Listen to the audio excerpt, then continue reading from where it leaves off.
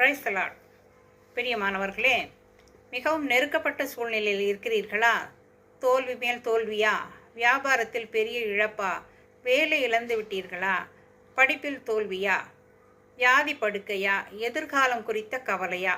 எந்த பிரச்சனையில் நீங்கள் இருந்தாலும் கவலைப்படாதீர்கள். கவலைப்படுவதால் நம்மால் எந்த காரியத்தையும் சாதிக்க முடியாது.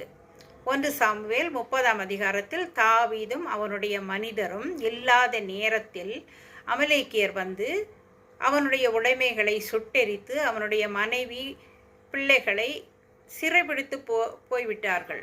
அவனோடு இருந்தவர்கள் அவன் மேல் கோபப்பட்டார்கள். தாவீது பலனற்று போகும் மட்டும் அழுதான். பின்பு தன்னை கர்த்தருக்குள் திடப்படுத்தி கொண்டான். அவன் தன்னை கர்த்தருக்குள் திடப்படுத்தி கொண்டான். நீங்களும் உங்களை திடப்படுத்தி கொள்ளுங்கள். அதுக்கப்புறம் தான் நம்மளால் எதை பற்றியுமே யோசிக்க முடியும். தாவீது ஜெபித்தான்.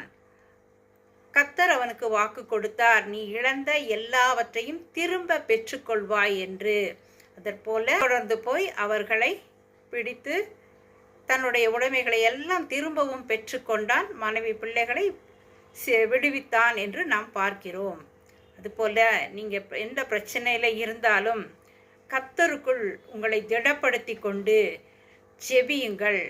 நீ அறியாததும் உனக்கு எட்டாததுமான பெரிய காரியங்களை செய்வேன் என்று கர்த்தர் நமக்கு வாக்கு கொடுக்கிறார். நீங்கள் இழந்த அனைத்தையும் திரும்பவும் பெற்றுக்கொள்வீர்கள்.